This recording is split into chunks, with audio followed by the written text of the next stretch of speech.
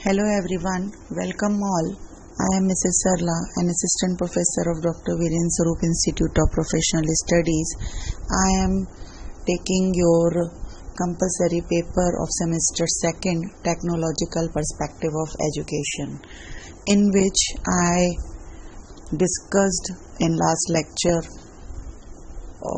Unit 1, 4th chapter CAI, Computer Assisted Instructions. Today I will discuss about the 5th chapter of Unit 1. This is the last chapter of Unit 1, E-Learning. आज हम E-Learning, E-अधिगम, जिसे online learning, M-Learning बहुत से नामों से जाना जाता है, इसके विषय में बात करेंगे. Okay, so let's start the class guys. सबसे पहले एक इंट्रोडक्शन देख लेते हैं कि एक्चुअल में ई-लर्निंग है क्या. E-learning utilises technology to facilitate education. Technology का यूज़ करता है फैसिलिटेट करने के लिए एजुकेशन को, शिक्षा को सुविधाएं प्रदान करता है. यूजिंग वेरियस ई मीडियम्स, बहुत से ऐसे साधन, संसाधन, modes, medium, resources, material use करके, focusing on its application in modern education.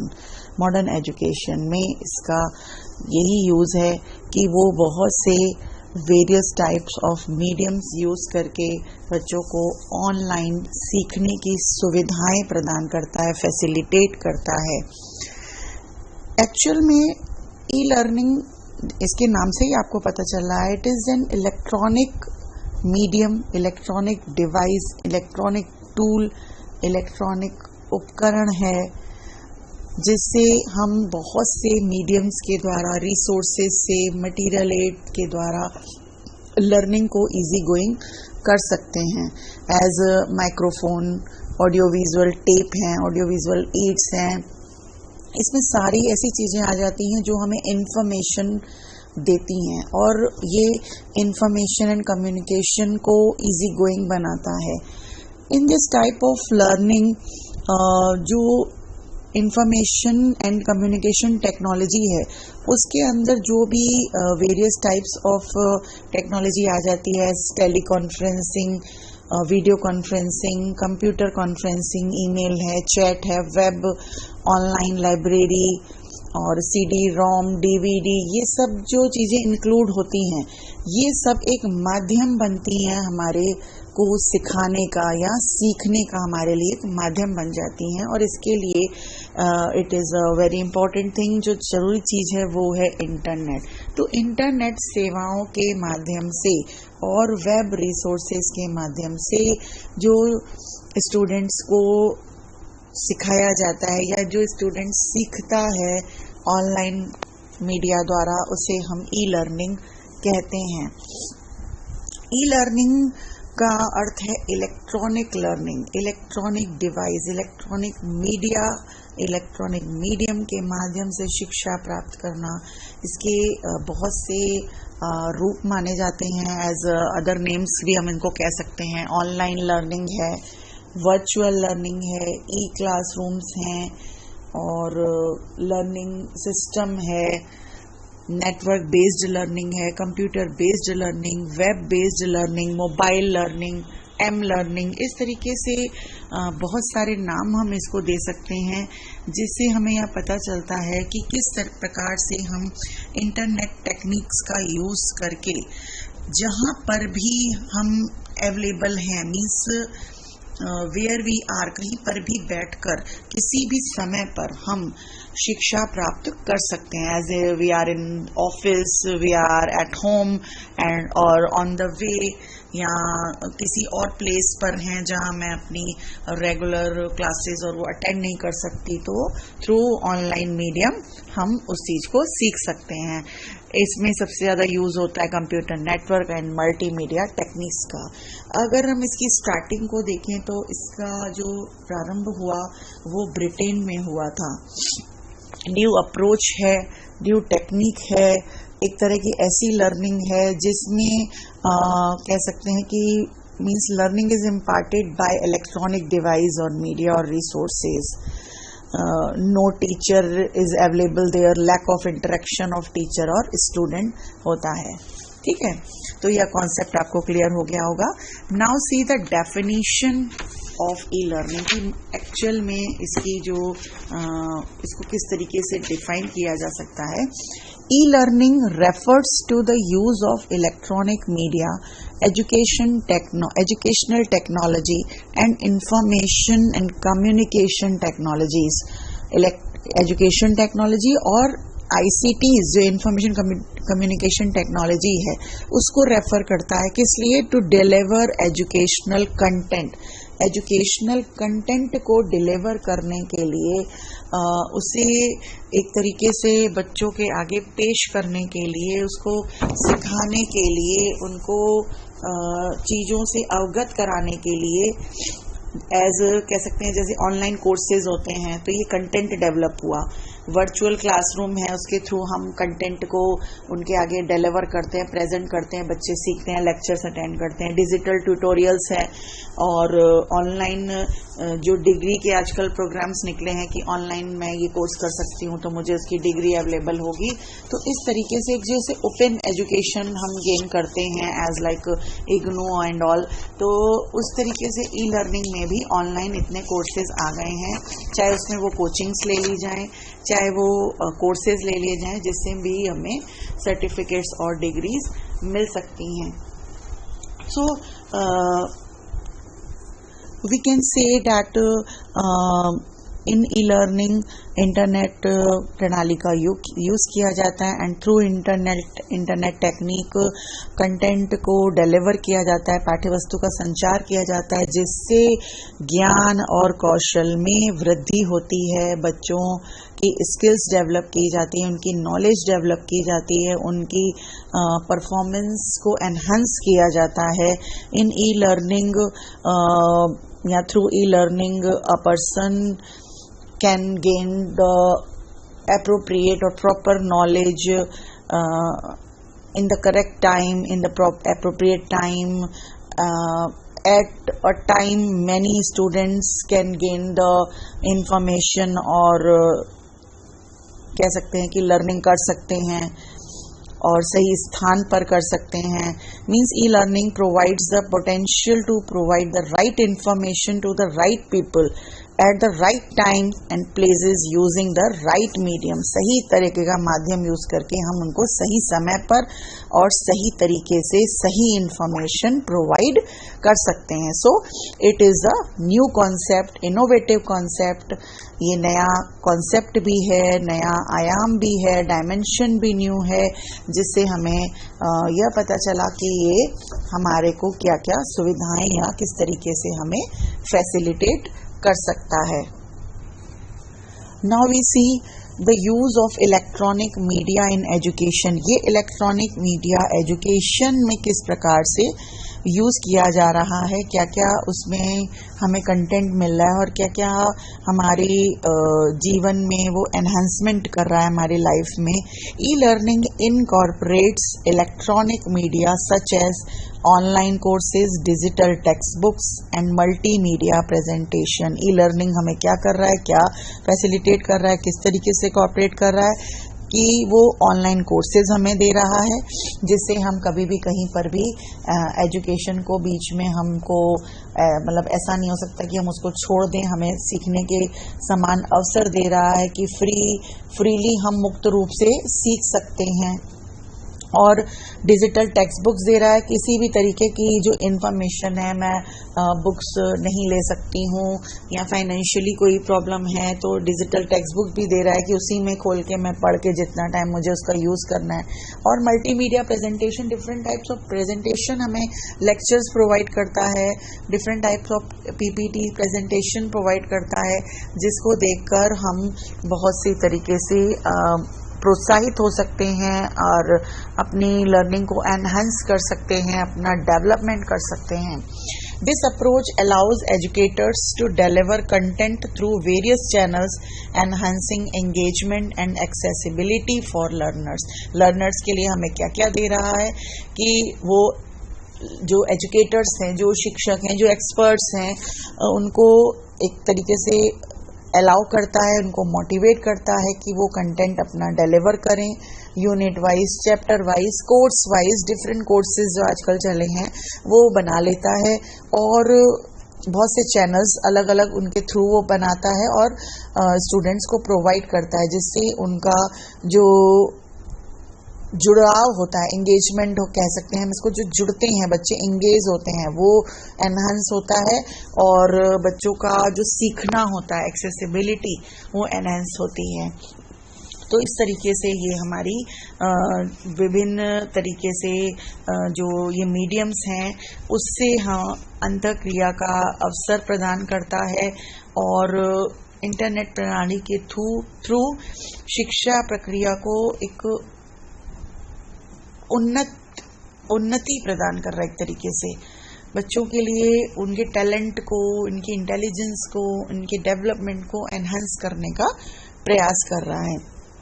Now see the types of online learning platforms. जो ये ऑनलाइन लर्निंग प्लेटफॉर्म है, ई लर्निंग है, उनके टाइप्स क्या क्या हैं, क्या क्या चीज़ों को हम ले सकते हैं जिससे हम इसमें आगे बढ़ें। तो ऑनलाइन प्लेटफॉर्म्स में सबसे पहले ये इंक्लूड करता है मैसिव ओपन ऑनलाइन कोर्सेज, मूक जिसे हम बोलते हैं, MOOC। ये प्रेजेंट सिनेरियो में बहुत ज़्यादा फेमस है, आप सबने इसका नाम सुना होगा और इसको मैं इसलिए हाईलाइट करके थोड़ा सा बता रही हूँ कि इससे रिलेटेड क्वेश्चन एक दो आ सकते हैं, चाहे वो उसका क्या कहते हैं, आपसे केवल इसका फुल फॉर्म ही क्यों ना पूछ लिया जाए कि MOOC स्टैंड्स फॉर, तो इसका फुल फॉर्म क्या है, मैसिव ओपन ऑनलाइन कोर्स। इसका जो यूज था, इसका यूज सबसे पहले 2008 में दवे कार्मियर ने किया था। किसने किया था? दवे कार्मियर 2008 में। इन्होंने George Siemens and Stephen Downes जो उन्होंने डेवलप किए थे ओपन ऑनलाइन कोर्सेज जो डेवलप किए थे, उससे इन्होंने प्रेरणा लेके इसको स्टार्ट किया था। तो मूक क्या है?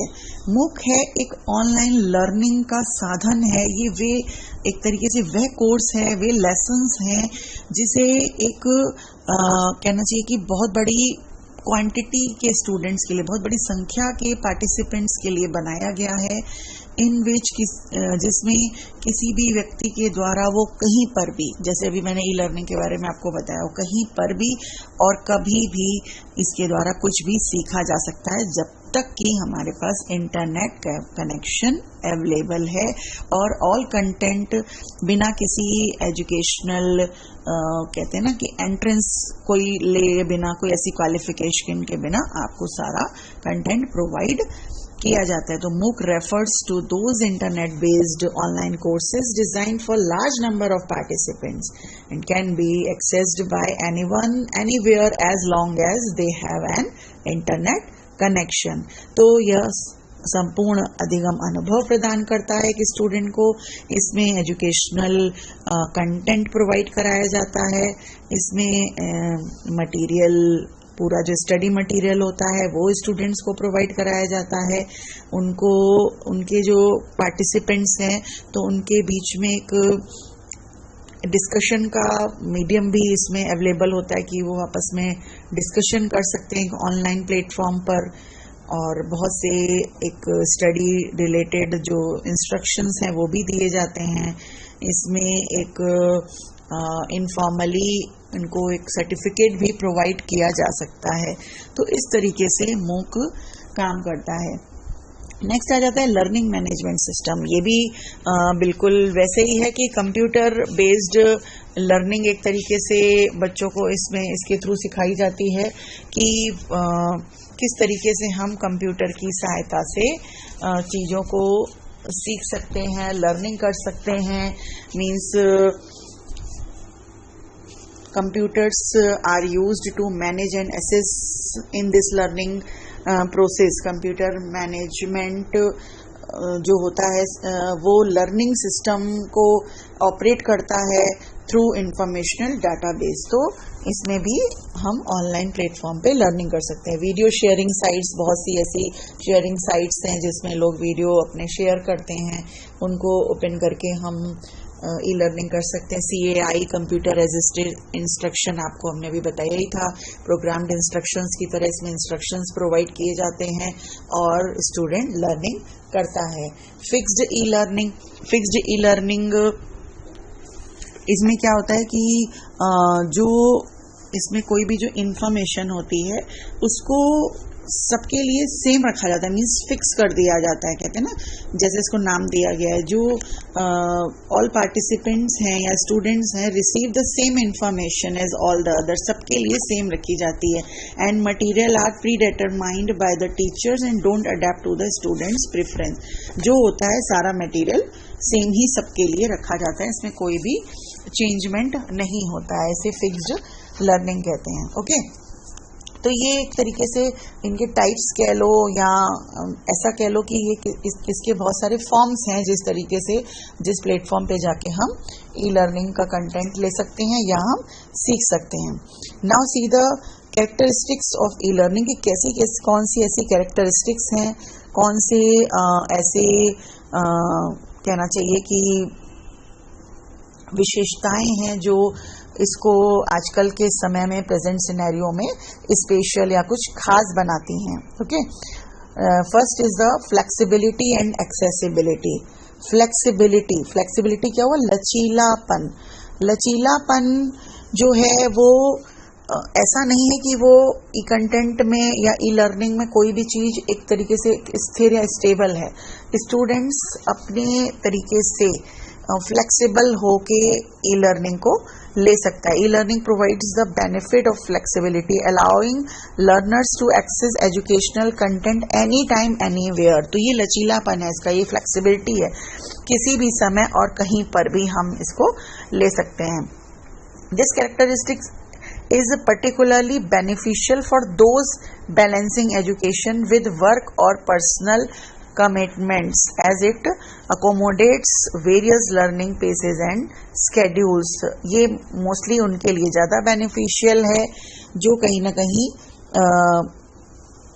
पर्सनली कहीं बहुत ज़्यादा जुड़े होते हैं, जिनके पास समय नहीं होता है और वो किसी भी टाइम इसको खोल के अपने लर्निंग पेस के मतलब से या अपने स्केड्यूल के टाइम पे अपना चेंज करके कहीं पर भी सीख सकते हैं। Next one is interactivity through multimedia. Interaction means किस तरीके से इसमें इंटरेक्टिव होते हैं बच्चे? Through multimedia. E learning platforms utilize the multimedia elements such as videos, quizzes and interactive simulations। जो बहुत से वीडियोस हैं, क्विज हैं, एक सिमुलेशन है जो मैंने बताया आपको, रियल सिनेरियो में जो आजकल ये चल रहा है, उनको एक रियल प्लेटफॉर्म या रियल एनवायरनमेंट एक रख के उनको सिखाना। This interactivity engage learners actively, वो एक्टिव होते हैं, प्रमोटिंग डीपर अंडरस्टैंडिंग, उनको अच्छे से गहन रूप में समझाना, अध्ययन कराना, उसको प्रमोट करते हैं। एंड रिटेंशन ऑफ मटेरियल, जो मटेरियल दिया हुआ है उसको लर्न करना, समझना, उसको रिटेंशन में लाना, धारण करना, compare to traditional passive learning method. जो ट्रेडिशनल जो लर्निंग के मेथड्स हैं कि रटिफिकेशन हो रहा है या बिना समझे खाली हम उसको देख रहे हैं, याद कर रहे हैं, तो ये एक इंटरेक्टिव सेशन में, क्योंकि जब मुझे कोई चीज़ दिखाई दी जाती है, कहीं पर हमारा इंटरेक्शन होता है, कोई क्विज़ेस सॉल्व करते हैं, तो लर्निंग हमारी स्टेबल होती है। तो ये एक इसकी एक मेजर कैरेक्टरिस्टिक्स है। नेक्स्ट है personalised learning experiences. Personalised means personally, individually हम कोई भी चीज़ को सीख सकते हैं, हमारे ये एक्सपीरियंस गेन होते हैं। ई लर्निंग हमें अलाउ करती है पर्सनलाइज्ड लर्निंग एक्सपीरियंस गेन करने के लिए by adapting content to meet individual learners need and preference. According to individual differences हम चीज़ों को अपने पर्सनली सीख सकते हैं। Through assessments and analytics educators can tailor and material to suit different learning styles. बहुत सी डिफरेंट लर्निंग स्टाइल्स से मटेरियल प्रोवाइड करके बच्चों को इंश्योर करते हैं every learner has the best chance of success, कि हर एक को एक अच्छा सक्सेस का चांस दिया जाएगा। तो इस तरीके से बहुत सी कैरेक्टरिस्टिक्स होती हैं जिसमें बच्चा सीख सकता है। जो मेजर हैं फ्लेक्सिबिलिटी, इंटरएक्टिविटी, पर्सनलाइज्ड, एक्सेसिबिलिटी, ये बहुत से ऐसे इसकी मेजर कैरेक्टरिस्टिक्स हैं जो इसको अपने आप में एक यूनिक बनाती हैं। ओके, अब इन द नेक्स्ट लेक्चर जो इसका बचा हुआ पार्ट है, उसके मोड्स हैं, स्टाइल्स हैं, फॉर्म्स हैं एंड एडवांटेजेस एंड लिमिटेशंस हैं, उसको डिस्कस करेंगे। ओके गाइस, आई होप आपको अच्छे से समझ में आ गया हो। If you have any query और doubt then ask me personally, I am available for you any time. Thank you, good bye, have a nice day.